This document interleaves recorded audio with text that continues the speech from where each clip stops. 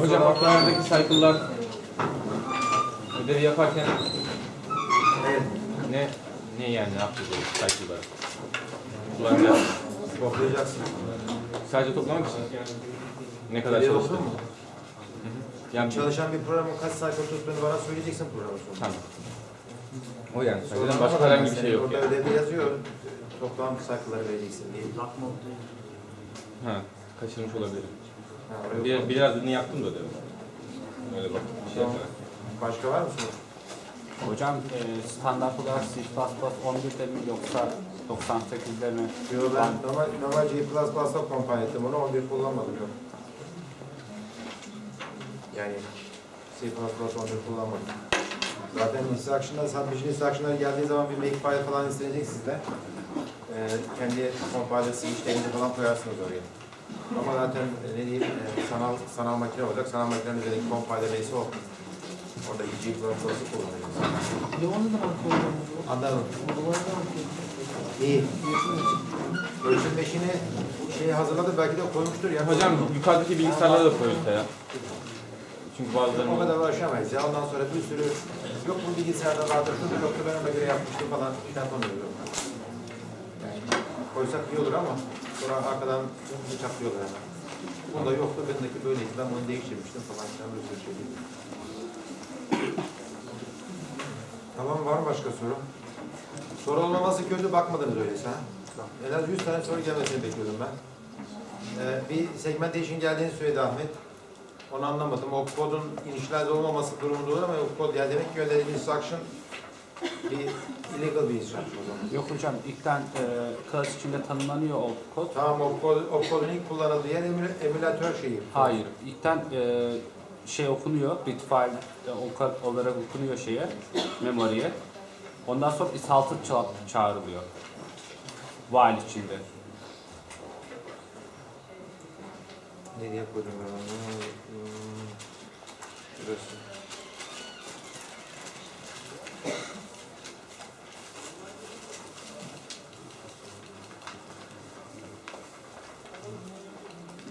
Şimdi hangisinin içerisinde o?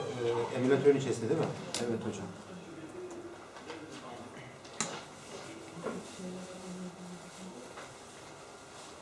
Yani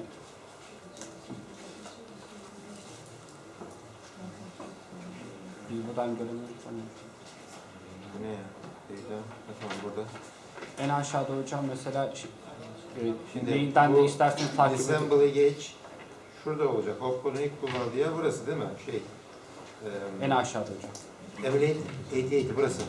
Ama main'de ilk olarak o çağrılmıyor. Ne çağırıyor ilk önce? İlk olarak is6 çağrılıyor hocam while içinde. Onun için hata veriyor. En altta nerede? En altta burası. Sen Evet. neyini mi diyorsun? Evet, is6 var ya.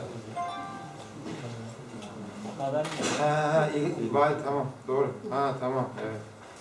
Tamam, bazen çalışıyor, Bazen çalışıyor, bazen çalışmıyor. Bunu düzeltelim, güzel yakaladım. Tamam. Evet. While'da bu geliyor, doğru. Hı. Yalnız neyini siz yazacaksınız. Evet, yani Tamam. orada normal silverlerin üzerinden gidince. Güzel.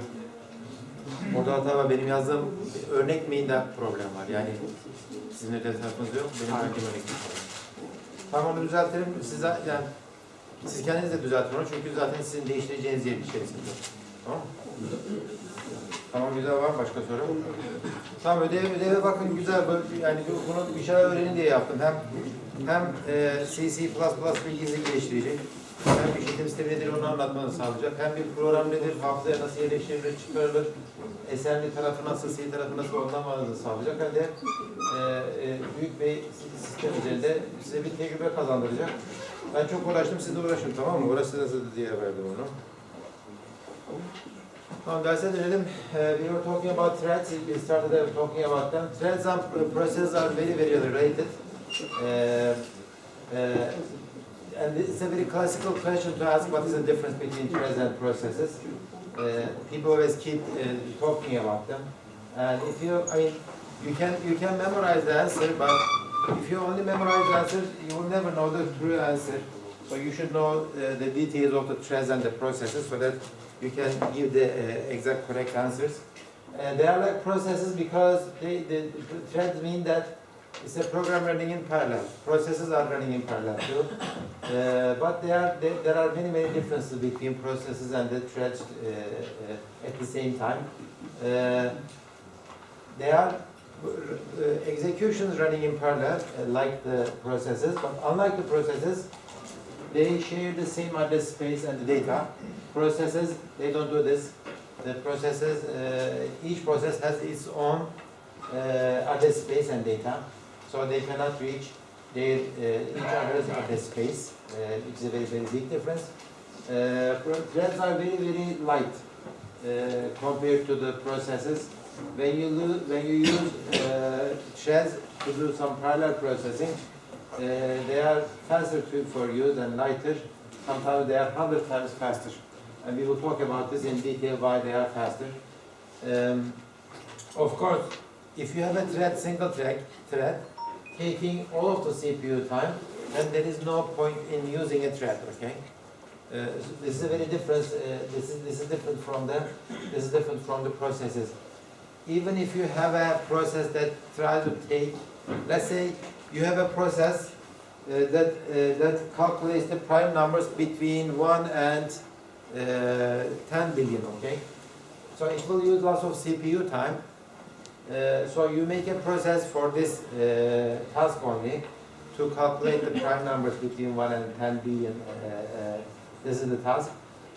So if you let this process run, it will take all the CPU time, and it will not let any other process to run its task. So the CPU says that okay, you run enough. Other threads will, other processes will use the CPU. This is a valid case for using a process. Even though the process is going to use 100% of the CPU time, you can still use a process. But for the threads, if your thread is using 100% of the time, 100% of the CPU time, then there is something wrong with your design, because it should not be the case. Because we say that if you are using threads, thread should not try to use 100% of the CPU time. It should yield, okay? It should block somewhere. It should do some kind of I/O. It should voluntarily give up the CPU so that the other threads can use it, okay? And this is kind of related to this one. There is no protection between threads, okay?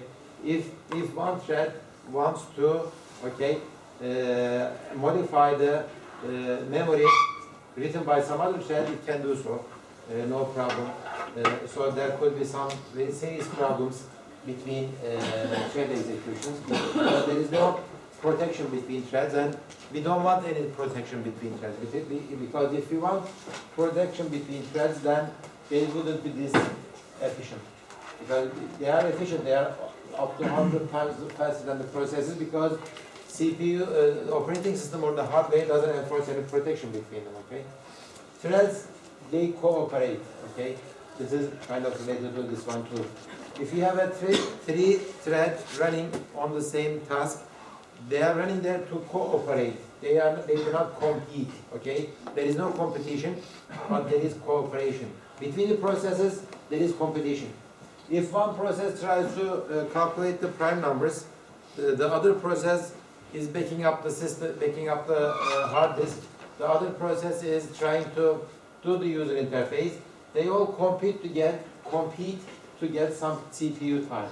But for the threads, there is cooperation all the time. They try to help each other, because threads are part of the same process.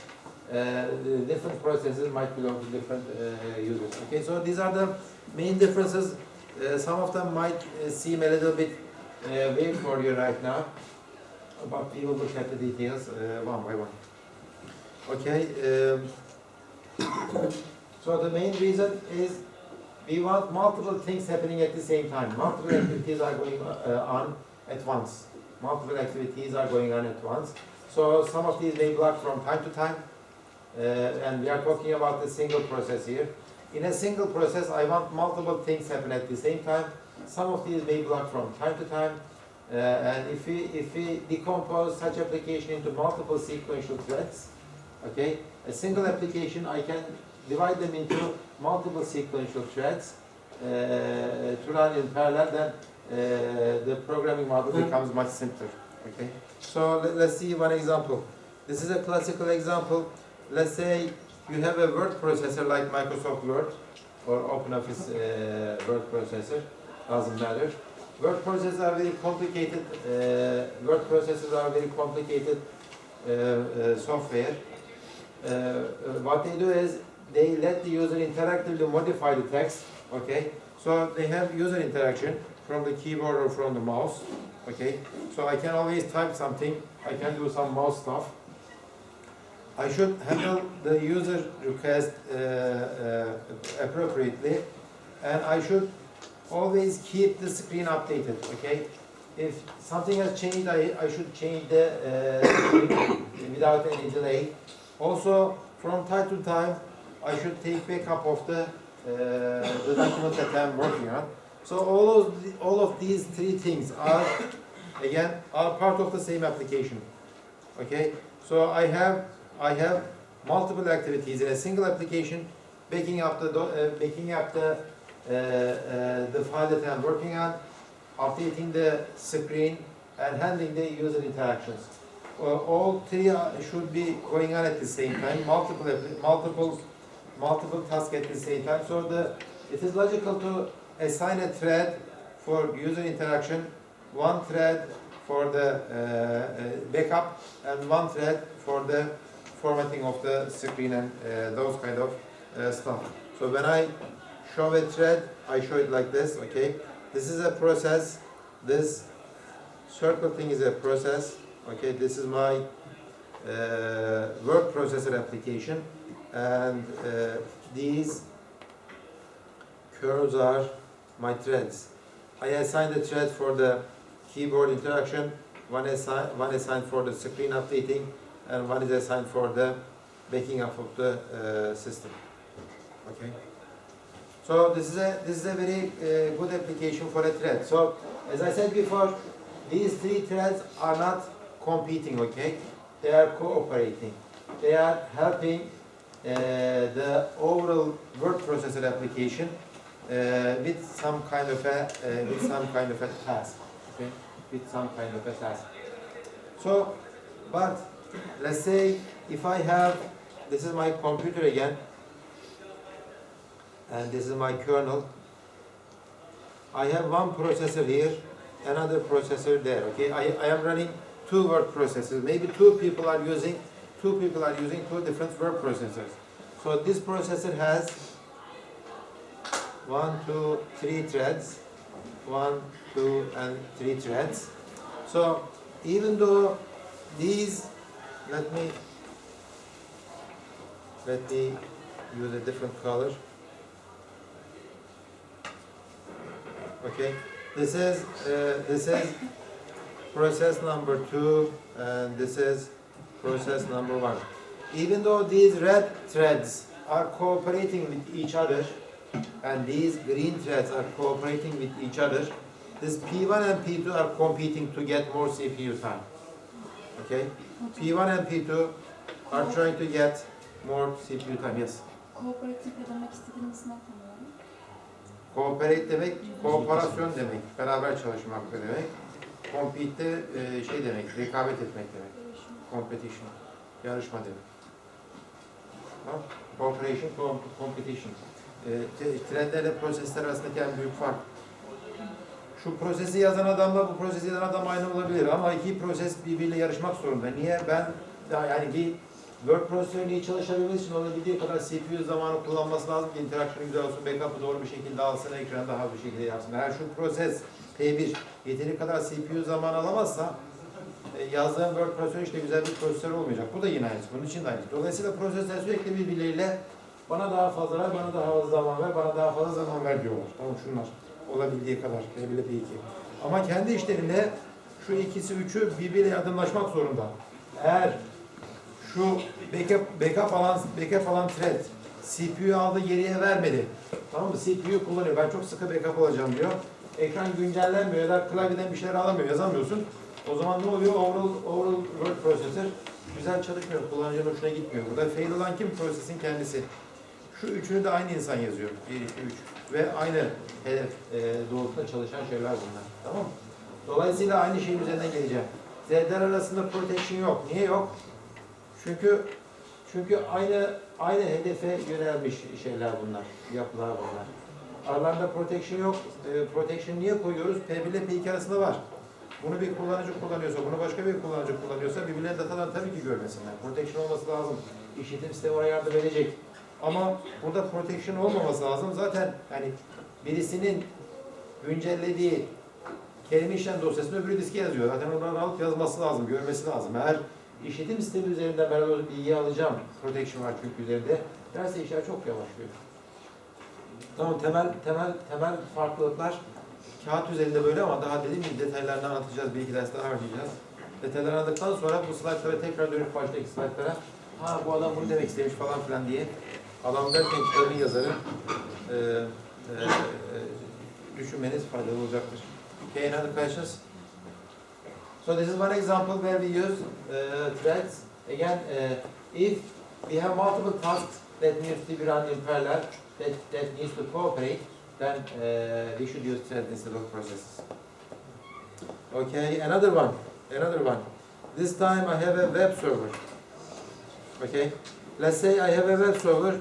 I accept lots of requests from the web connection, network connection. Okay, through the kernel, I have a request for a web page in my web server. So, in this case, the design is like this. I have one main thread, dispatcher thread. It takes the request, web loader request. Okay. It says that somebody is requesting a web page. If that web page is on the cache, okay, it is not on the. If it's on the cache in the memory, then I can immediately return it. Otherwise, I am going to assign a new thread to handle this task because the task is going to take longer. It needs to be loaded from the disk and etc.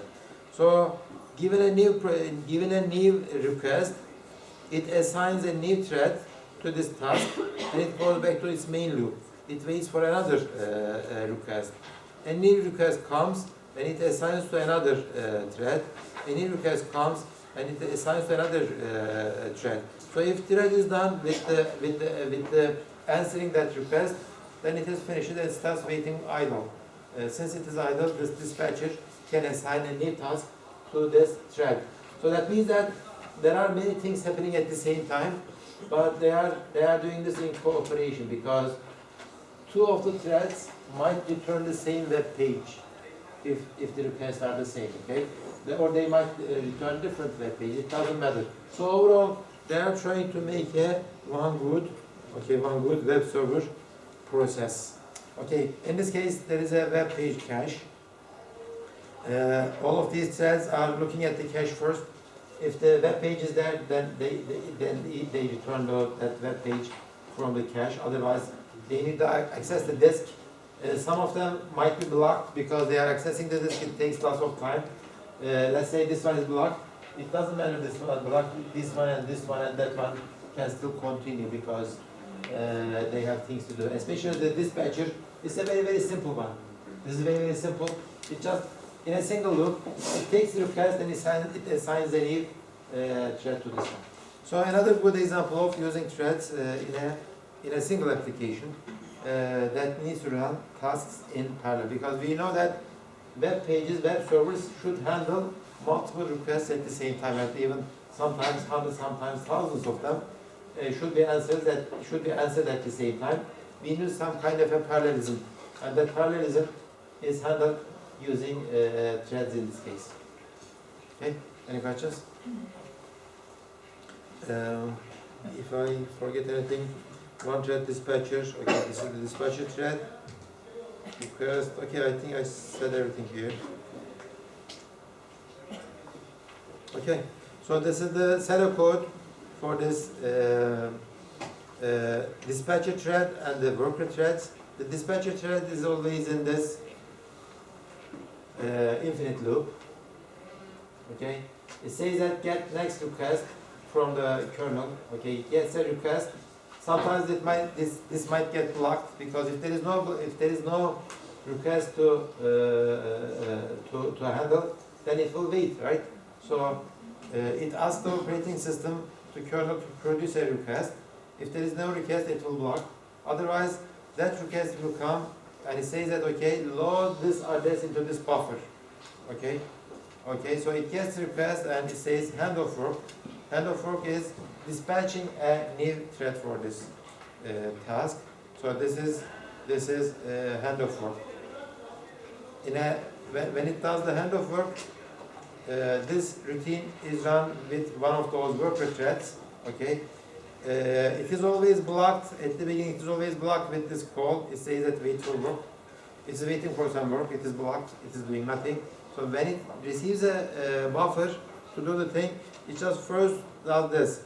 Looks for a page in the cache. If it is loaded in the memory already, so it loads that page into the buffer, and that it is done, and it returns the page. Otherwise, if the page is not in the cache, then it reads the page from the disk. We should block this thread because loading data from the disk should take lots of time. Sometimes then it is blocked here until it is requested the disk is ready to load all that data. Sometimes it is blocked here, okay, here or there. But at the end, it returns the loaded page, whatever it is, either from the disk or from the page. This one is blocked only here. Sometimes it might block here too. Where do you think it would block here? It might get blocked here because there is no request to handle. How about this one? How can it block? How can this process block at this line?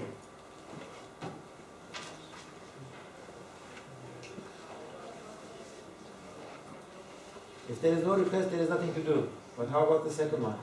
What does this line do? If there is any thread for dispatch. If there is, there is any working thread for dispatching. All threads are working. yes, we don't have any threads to hand off this work. All of the threads are busy. Okay? I cannot have infinite number of threads running at the same time, right? Each thread takes some memory, okay? So let's say maximum, I might handle 100 threads at the same time with my computer system. If that is the case, I cannot handle more than some number. So this might get blocked until one of the threads are free.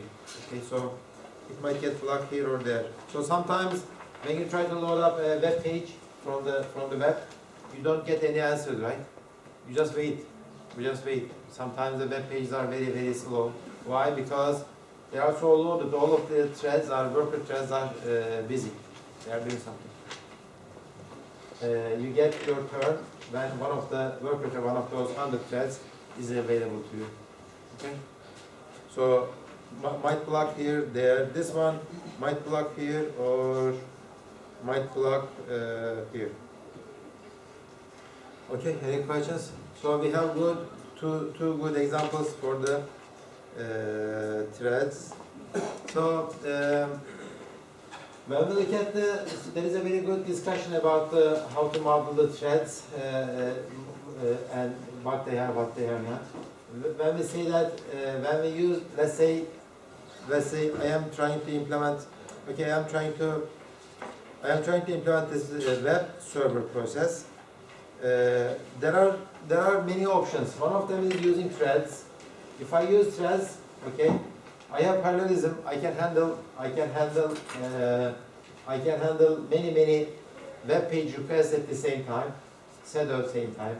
That means it is not exactly the same time, but time switching makes it look like it's the same time. So there is parallelism. There is a blocking system called. Okay, so sometimes some of the threads might get blocked, but since I have other threads working, there is no problem with this one. This is one solution. Another solution is single-threaded process.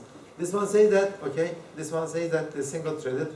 There are no worker threads. There is only one thread inside the web server process.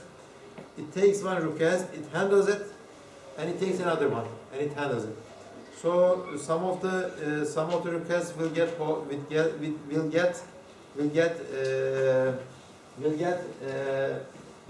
They will wait for a long time until their turn has come. So there is no parallelism with this approach. single threaded process. And since I need to access the disk again, I can still have blocking system calls. So while my customers are waiting, my CPU might be sitting idle too. That's the bad part of the single thread processes. My CPU is sitting idle, not serving anybody because it is waiting something to be loaded from the disk, and my customers are waiting too. So there's a very inefficient case. This should not happen. Single threaded process is not suitable for this case. Another parallelism can be done with the finite state machines. I will not talk much about this one. The book has a good discussion on it. But the solution is that all the system calls are non-blocking. What do I mean by non-blocking? When you ask the operating system to load a page from the disk, your call never blocks. It says that, okay, it is going to take 100 milliseconds to do this task, but I am not going to block you. You can continue to do some other stuff, okay? So the operating system doesn't block. It just immediately returns back, but your data is not ready. Say that come back in 100 milliseconds, and I will give you your data. So your task, your process can do other stuff. So it says that this is a finite state machine solution. Since I can have this kind of waiting task in many cases, and in each case it has a state. If the data is ready or data is loaded or the data is not loaded yet, each task might be waiting, might be doing something else, but they are handled in a single process. So this is a non-blocking system call. Non-blocking system call. It kind of does the parallelism this way, and it uses this interrupt mechanism to inform about the loaded data to the process. So finite state machine is some kind of other solution, but we will not look at this solution more in detail because we are talking about the threads. So our solution will be this case, the threads. This chapter, at least this part of the chapter, will be about thread solution. Okay. Any questions? Okay, so let's talk more about the differences between the relationship between threads and the processes. Okay, so this is one of the classical definition of processes. A process model is based on two independent concepts: resource grouping and execution. Okay, the processes group some resources. What are those resources? Let me tell you what those resources are. These are the resources: the address space, global variables, open files, child processes, pending alarms, signals and signal handlers, and accounting information. How much CPU I use and that kind of stuff. Actually, I have the other stuff too. Program counter, registers, text, and state. So these are the resources. These are the resources that the process has in them. Okay, that kind of brings them together. They say that these resources are kind of different from these. If I can have only a single copy of these, okay, just a single copy in a process, but I might have more than one copy of these. If I have more than one program counter and register set and stack and state, then that means that each one belongs to a thread, okay? So if I have 3 threads, I should have 3 of these, but only a single of these. So a process means that a process is it groups the resources and it groups some execution data together, okay? So those resources that I showed you, single copy resources, are grouped together by the process. The execution data are grouped together by the process again, but the execution data is repeated for each thread. So if I have a single thread in my process, that means that I have a single copy for all of these stuff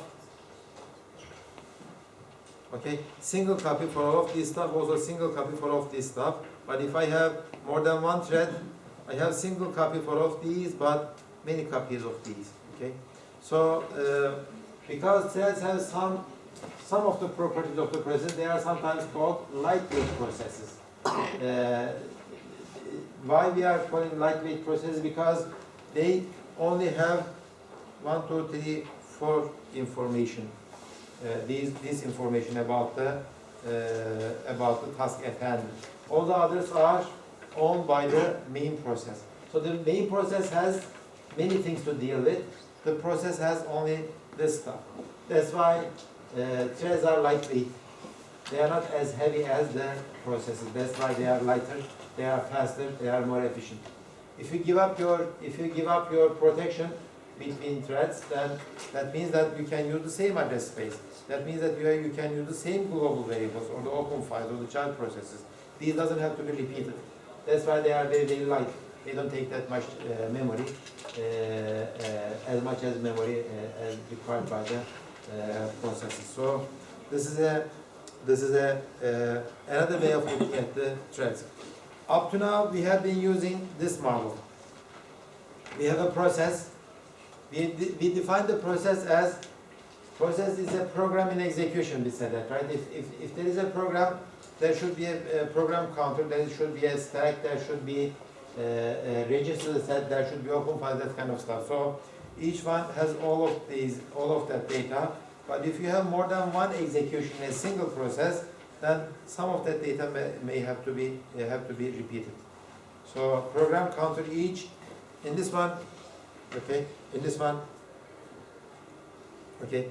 In this one, I have 3 program counters, 3 stacks, 3 register sets, okay, and 3 states. What do I mean by state? Program counter.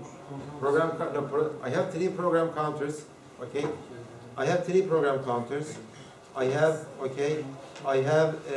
3 stacks. I have 3 register sets, and I have 3 states. What do I mean by states? Running, blocked, and ready, yes. Because this one might be running, this one might be ready, this one might be blocked. Okay. All of them cannot be running at the same time if I have a single CPU, right? All of them cannot be running at the same time. But this one might be running, this one blocked, this one blocked. All of them might be blocked, right? It might happen too.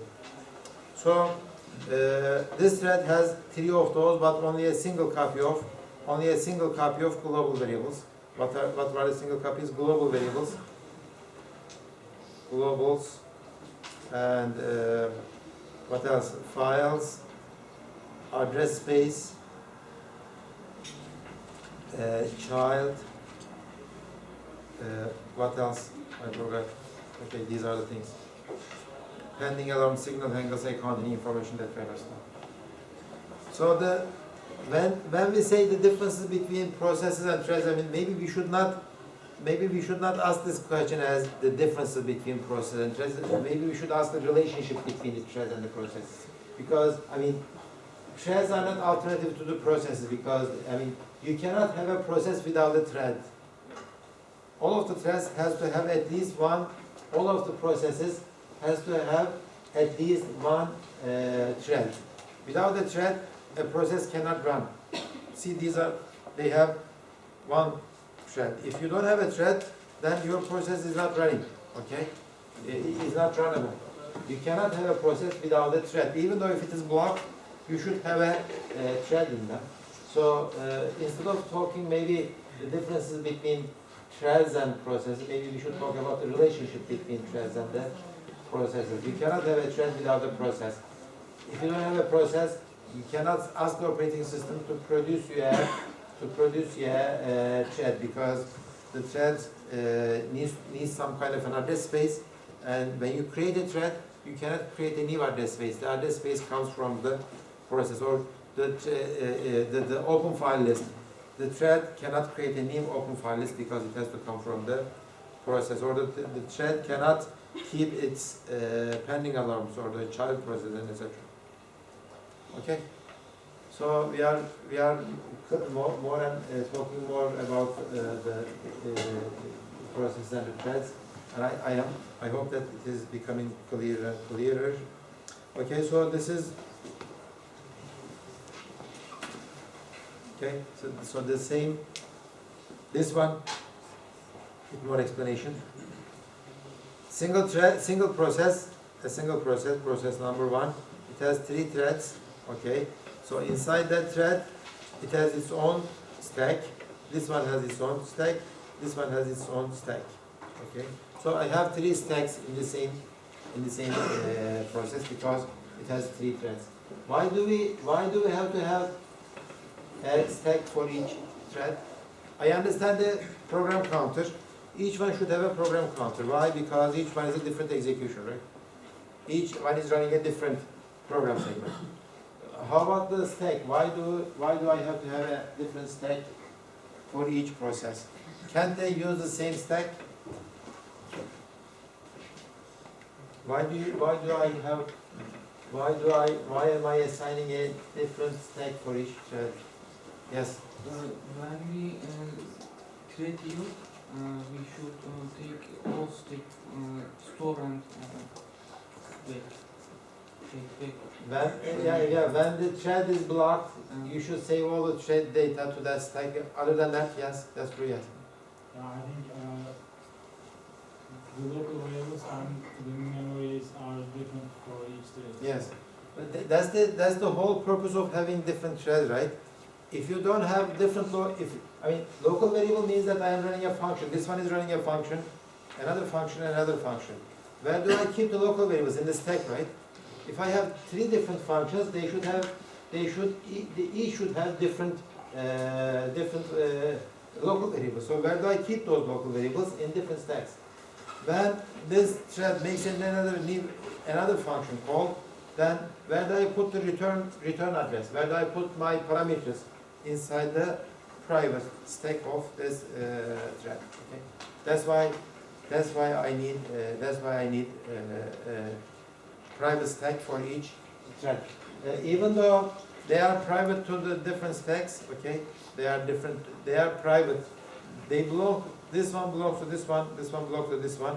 Even though each one has their own stacks, thread 2 can still access, in theory, the stack of thread 1 because there is no protection between them.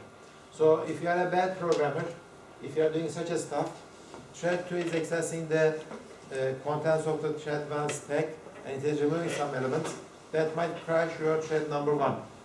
But that's your problem because you are writing all of these threads, these 3 threads yourself as a programmer.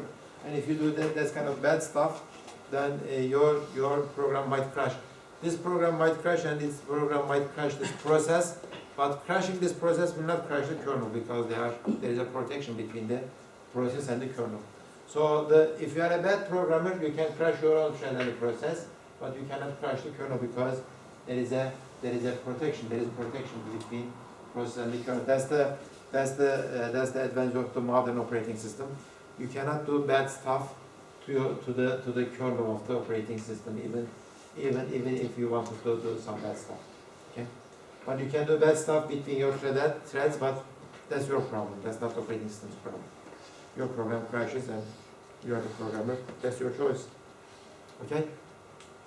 And let's say, if I have another thread here, if I have another process running 3 different running 2 different threads, I cannot modify the stack of this thread because it is in a different process, right? So my process cannot crash this process. There is protection between these processes, but my thread can crash this one. It is allowable. It is allowable because there is no protection between them to make things faster. Okay. Anlıyorsunuz değil mi ya? Böyle kendi kendime konuşuyormuşum gibi geliyor bazen bana yani. Hocam kendilerinin özel stekleri var da biz neden başkasının steğine erişebiliyor? Çünkü yapabiliyorsun. Erişebiliyor dediğim yani erişmesi gerekir demiyorum, erişebiliyor. Öyle bir yeteneği var. Aynı REST Space'inde de. REST Space nasıl bir şey? Sıfırdan başlıyor. FFF'e kadar gidiyor değil mi? Onun bir kısmında birinci thread'in stack'i var, bir kısmında ikincisinin, bir kısmında üçüncü thread'in stack'i var. İsteyen istediği yere erişebilir. Erişmekte problem yok. Erişirsen ama başın belaya yani. C'de kod yazarken hafızanın istediğin yerine, adresine çat diye bir şey yazabilirim değil mi ben? İstediğim yere de erişebilirim. Ama ne olur kötü şeyler yaparsam, istediğim yere yazarsam ne oluyor? Programım crash oluyor. Senin verdiğin segmentation vardı ya, kafama göre bir yere yazmaya çalışırsam. Senin programın crash oluyor ama senin programın crash olması bu P1'in P2'yi crash ettirmez. Arada protection var. Yani thread 1, thread 2'yi crash ettirebilir. Senin problemin o. Niye? Kendi yazdığın programlar bunlar. Yani web browser, word prosesörü yazmışsın. Backup alan sistem o ekranı formatlayan program parçasını bozuyor. Tamam, backup alırken. Kötü program yazmışsın demektir. Ama senin word prosesörünün kötü çalışması sistemdeki diğer Excel'i ya da işte sistemdeki diğer işte takvim uygulamasını falan crash ettirmiyor. Bunlar olduğu gibi çalışıyorlar. Çünkü aradaki protection işletim sistemi tarafından sağlanıyor. Tamam. Şey gibi yani işletim sistemi polis gibi. Evlerin içerisinde ne olduğuna bakmıyor. Aile güzel yaşıyorsa güzel yaşıyor. Birbirlerini boyu öldürüyorlarsa ailenin problemi diyor. Ama evler arasında böyle savaşma falan olmaya başladığı zaman polis geliyor. Birisini ya içeri alıyor, ikisini birden durduruyor, ikisini birden açıyor falan. Yani şu ikisinin arasında bir şeyler olmasına izin vermiyor. O işte işletim sistemi karışıyor. Tamam. Güzel. Başka var mı sorun? Hocam, Evet. yani teoride iki proses birbirine protection var ya. Öyle değil, pratikte de var. Pratikte stack'lerine Kitapta çok güzel erişebilir bir mi? laf vardı, okudunuz mu? Okudun mu sen onu? Teoride deyince aklıma geldi. Teoride nasıl ya? Güzel oradan hatırlıyor sadece. Yok şimdi yarım söylemeyeyim, tam aklıma gelsin.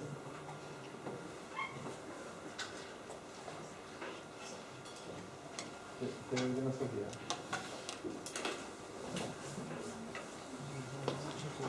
Ha tamam. Teoriyle pratik aynı şeydir ama pratikte teoriyle pratik aynı şey değildir diye bir şey söylüyordu. Okuyorum. Teoride değil, pratikte farklı şeyler var. Teoride de farklı, pratikte de farklı. Hocam diyorum, şimdi mesela normalde istediğim alana erişebilme imkanı sağlayan programlama dilleri var ya. Mesela C'de de istediğim alana erişebilirim. Kendi prosesin içerisinde istediğin alana. Başka prosesin istediğin alana erişemezsin. Öyle bir şey yok. Sana göstermiyor bile. C'de sana verdiği adresle sıfırla çok büyük bir rakam arasında bir adres değil mi? O senin virtual adresin esasında.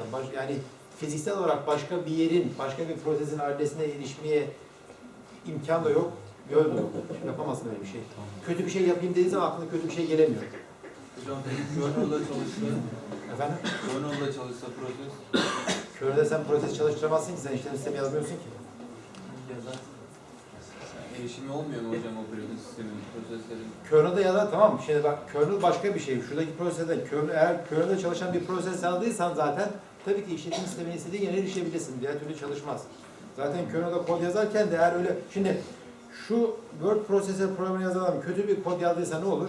Kötü bir word processor yazmış olur değil mi? Crash oluyor, çalışmıyor, çalıştırıyorum, garip şeyler yapıyor falan fişman ama hiçbir zaman işletim sisteminin yani kötü program yazdınız değil mi? Hepiniz kötü program yazıyorsunuz. Crash olan programı yazıyorsunuz ama işletim sistemi crash oluyor mu? Yok, olmuyor. Biz eskiden yazdığımız zaman crash oldu çünkü protection falan filan yoktu. Eğer kernel yazan adam kötü bir programcıysa kötü bir işletim sistemi yazmış demektir. Genelde de ona çok fazla izin vermiyorlar. Yani Windows eskiden, Mac sistemi o kadar kötüydü eskiden ama bugünlerde değil. Çünkü güzel protection kullanıyorlar. Eğer kernel modda çalışan bir rutin yazıyorsan bunun içerisinde işletim sisteminin bilgisayarın her tarafına erişebilen bir şey, kötü bir şeyler yapmak istiyorsan yaparsın orada tabii. Ona nereden bilecek ki? Zaten işletim sistemi yazan sensin. İşletim sistemi senin dışında hiç kimsenin bilmediği gizli bir şey falan filan değil. Sen yazıyorsun zaten orada. Evet, kernel'da kötü yapmak istiyorsan yaparsın. Polis gibi yani. Hani polisin kötülük yapmak istiyorsan çok kötü şeyler yaparsın. Tamam. Var mı başka soru? Güzel. You already know how to write multi-threaded programs, multi-process programs from your systems programming classes. So these are some examples from the POSIX thread library. We have threads are so common, so people are using, so POSIX has defined some kind of a standard for the threads library. There are like maybe 60 functions to handle all of these multi-threading tasks. So we will look at only 1, 2, 3, 6 of them. Okay, this one. pthread creates a new thread. Okay, say that, okay, I create me a new thread and run this function when you are creating this thread. This one says that, okay, I am done with the thread, I am exiting my thread. This one says that wait for the other thread to exit. It joins two threads. This one is something important, pthread yield. It says that I am a thread, I can continue using the CPU, but I want to let the other threads use the CPU for now. Okay? Even though I can continue, okay, I have things to do, I will let the other threads to use the CPU. I am yielding my CPU to another thread, to one of my sister threads. Let's say this one says that, okay, I have many things to do, but I will let thread number 2 or thread number 3 to do this task because they are cooperating, right? So they cannot keep using the CPU all the time. If this one keeps using the CPU all the time, thread 2 and thread 3 will not do their tasks, so that will make the overall process unsuccessful. So we have this function to yield the CPU to the other threads in the same process. We have a similar function for creating a process right? We have a similar function for a process to exit. It is exit, we know that. We have a similar function for this one. What is that one? For the functions? You already seen that? A similar function for the processes. Wait PID, right? Wait for the other process to exit. Wait PID. But we don't have anything similar to this one for the processes. Because why? Because processes don't yield the CPU. They are always in competition. They always want to get more CPU time, more memory, because they want to do their task faster. They want to do their task in a better way. So most of the systems, they don't provide any process yield function, but you have to have this for the threads because threads have to cooperate. Otherwise, they are meaningless. Okay, so there is some attribute data structure. It needs to be initialized. This one initializes this one, and when you initialize something, you have to destroy that too. Okay. So these are some examples out of these 60 functions. Let's see what is this? I didn't save it.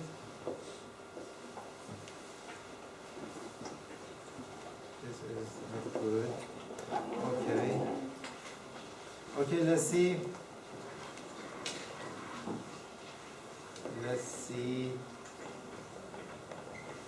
This is directly from the book. Okay, I'm gonna do it this way. A thread program directly from the book. pthread library, stdio and stdlib. I have 10 threads, maximum of 10 threads. Each thread will run this function. Okay. Print hello world. It will say that hello world, greetings from the thread number TID, thread ID. And it says that pthread exit. Remember, one of the pthread library function is pthread exit. You just exit, okay, with a null parameter. So I will not return back any information. So each thread will run this print hello world function, and it will pass this information. This is my main function. I have 10 threads. Okay, so what was pthread T? It is the data structure for each thread. So what does this data structure keep? It keeps what does it keep? It keeps the program counter and stack and the register set information. Okay, so I made 10 of them, and my status and some temporary variables, and in a loop say that, okay, I am creating a new thread, thread number I, and here how you create it. pthread create, okay, you give the address of this data structure, the position at I, then there is some information and you provide this function pointer, okay. So this is, I am sending this address of this function as a function pointer to this function. And what is this? What is this?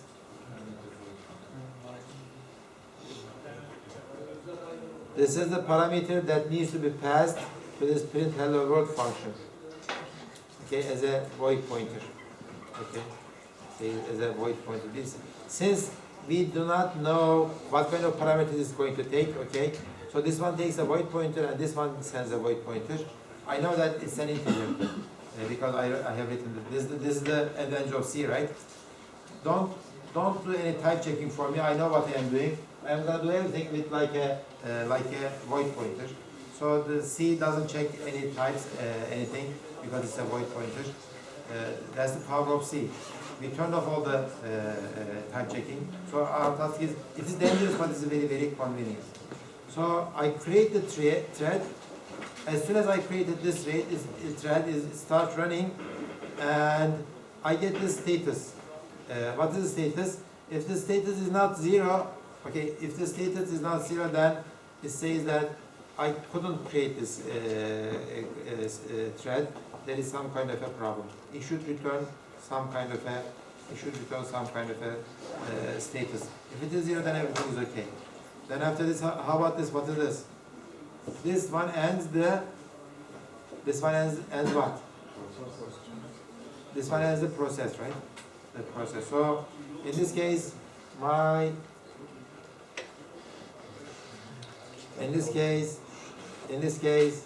my process will be like 1, 2, 3, 4, 5, 6. It does like that. 10 of them may not work at the same time because the thread is so simple. It just runs, okay, and it exits, okay. So when the first one runs and exits, maybe this loop is still continuing. So in fact, I think I.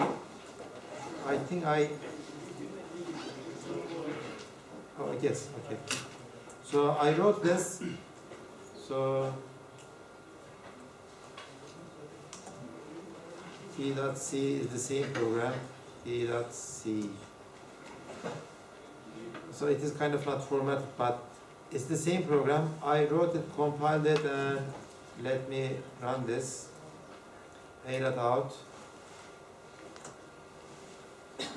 So main here in the main loop, okay, in the main function, creating thread 0 and then creating thread 1. When it has created thread number 1, the function print hello world started running from the thread 0, okay, and the function from the thread 1 started running, and the main loop still continuing. So the main loop, the thread for the main loop, and the threads for all of those threads, 10 of them, are running at the same time.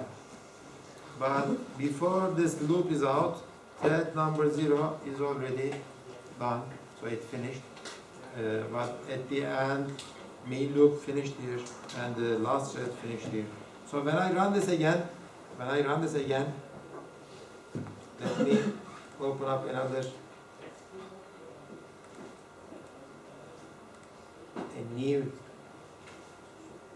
let's say a new bash, and I will. Hocam ne çabuk gidiyorsun ki ya. O çocuklar da ara yapacaklar. Ne arası yapacaklar? So I am running this again. So it is a lot different, right? When I do this, okay. So A dot out is like that. See the last part, 8, 9, and 9. I don't know what this is. It repeated itself 2 times. Yeah. I don't know. So the order of the creations and order of those terminations are very, very different. When I run it again, it will be different again because when the things run in parallel, okay, when the things run in parallel, we don't know the sequence of when the test switch from one thread to the other thread. It is up to the operating system. It is up to the scheduling mechanism. It is up to the other things happening inside in a way. That's why it is very difficult to debug programs written with multiple threads and multiple processes. Okay. Hocam mesela orada main here yazıyor ama hello world'leri yazmadı. Sizin şu an Alt tarafta var. Onu şöyle yaparsan ben. Onu bilmiyorum ya. Ne oldu? Evet, güzel. Bir daha çalışalım bunu. Şu anda bir sakat var. Compile ederken de zaten epey şey yaptım. Bir şeylerini değiştirdim onu. Ha, neden o? Doğru. Tamam. Direkleri kapat. Niye anladınız mı? Güzel yakaladım. Yani şey ölüyor, proses ölüyor. Proses Ama ölünce threadler onunla işte- beraber threadlerin hepsine götürüyor ama threadler hala çalışmaya devam ederken proses ben öldüm gidiyorum diyor. Threadler de prosesin bir resource'u değil mi alt tarafta? Ona da beraber gidiyor. Sanki bir proses öldüğü zaman açık olan tüm dosyaları kapatıyormuş gibi arta kalan her şeyi de alıyor götürüyor. Önlemek için ne yapmanız lazım bunu? Bekleyeceğiz. Neyi bekleyeceksiniz? Ne yazacaksınız? Neyi? Join'i bekleyeceksiniz. Diğer türlü proses öldüğü zaman diğerlerini de öldürürsünüz.